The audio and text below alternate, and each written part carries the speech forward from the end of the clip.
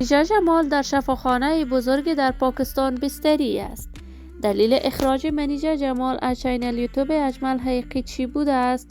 افشای حقایق و رازهای پشت پرده زندگی اجمل حقیقی با منیژه جمال و ازدواج اجمل حقیقی در کشور پاکستان با مشهورترین مدل پاکستانی. من در این ویدیو پیرامون حقایق همین ماجرا خواهم پرداخت. پس در ادامه با کانال دنیا اینفو باشید.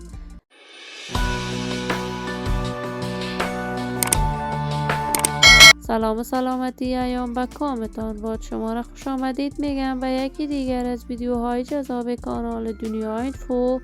برای دوست شدن با این کانال علامت سابسکرایب را فشار دهید تا از ویدیوهای دیگر کانال دنیا اینفو هم آگاه شوید. اجمل حقیقی یکی از یوتیوبران موفق و مشهور افغانستان بوده است که درآمد خیلی خوبی از چینل یوتیوبش داشته است. وی در کنار کارهای رسانه‌ایش یکی از مدلان موفق و ناماشنا در افغانستان بوده است که از سن نوجوانی علاقه فراوانی به رشته مدلینگ داشته است. اجمل حقیقی در حقیقت پشتون می باشد و در یک خانواده خیلی متعصب در ولایت پکتیکا دیده به جهان گشود، ولی نظر به علاقه فردی که داشت وی در رشته هنرهای زیبا در پانتون کابل تحصیلات عالیش را به اتمام رسانید.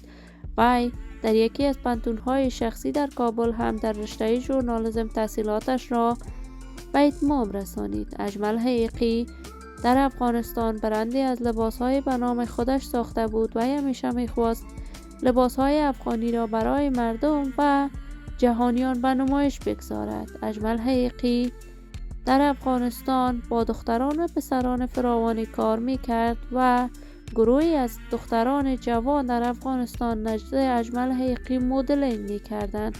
اجمل حقیقی بعد از روی کار آمدن گروه استخبارات طالبان برای مدت 6 ماه زندانی شد و اکنون در کشور پاکستان زندگی می‌کند و با یک مدل پاکستانی ازدواج کرده است.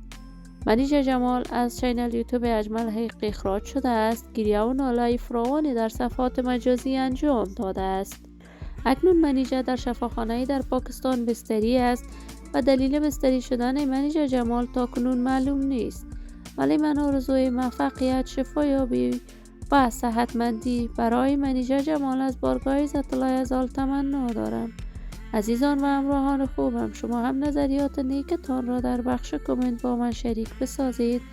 اگر تا هنوز عضو کانال دنیا اینفو نشدید پس برای عضویت با این کانال علامت سابسکرایب را فشار دهید. صحت و سلامتی برای شما نازنینان از بارگاه عزت الله عزال تمنا دارم. تا درودی دیگر همه شما خوبان را به الله منان سپرده موفق و کامیاب باشید.